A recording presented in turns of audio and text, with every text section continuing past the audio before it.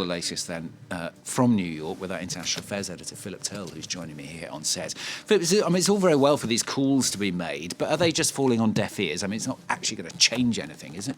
Well, I think the deaf ears that you're referring to belong to Benjamin Netanyahu, basically, who doesn't appear willing to listen, first of all, to the United States, and all the calls by other countries don't seem to be having much effect on him, because he knows that it's the US pulling the strings in all of this.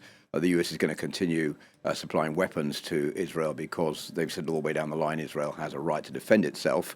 Those weapons are being used not only in Gaza but also in the fight against Hezbollah in northern Israel into southern Lebanon.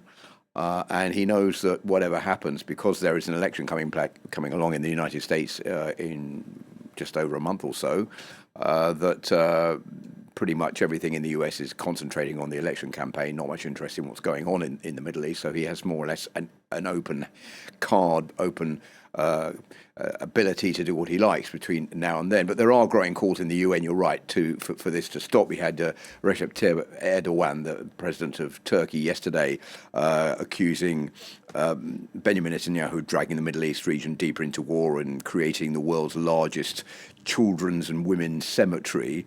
And France is due to address the United Nations today. That's Emmanuel Macron. He has already called for an emergency meeting of the UN Security Council to discuss the situation in the Middle East.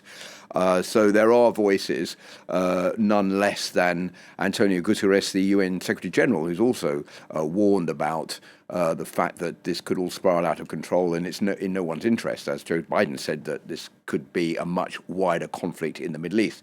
We heard yesterday also from the new Iranian president, who is remaining rather tight-lipped. Iran hasn't got much involved in this conflict up until now, but it's no secret that Iran is the main supplier of both Hezbollah and Hamas, the biggest financial backer of those two groups. So they are also pulling the strings in this fight that's going on between these two sides.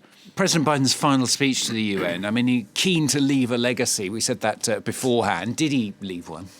I don't really think that you could call this a speech that's going to leave a legacy. He would like to have done that. He talked a lot about what's happened in the past, all the years that he's been at the United Nations making these speeches, the different historical things that have happened over the time that he's been in office. This is obviously his farewell speech at the UN, but it's coming at a very bad time. And I think there's a lot more worry that the United States, whereas it's been pretty strong in defending Ukraine and trying to support Volodymyr Zelensky in the face of Vladimir Putin, there's a feeling that the United States really hasn't been on board as trying to end the war in the Middle East. It's concerned that it's been very lackluster. It hasn't reined in Benjamin Netanyahu, who more or less has just gone ahead and done what he wants, despite the fact that the US has been trying to negotiate a ceasefire deal in the Gaza Strip, that Antony Blinken's been at least 10 times to the region to try to negotiate that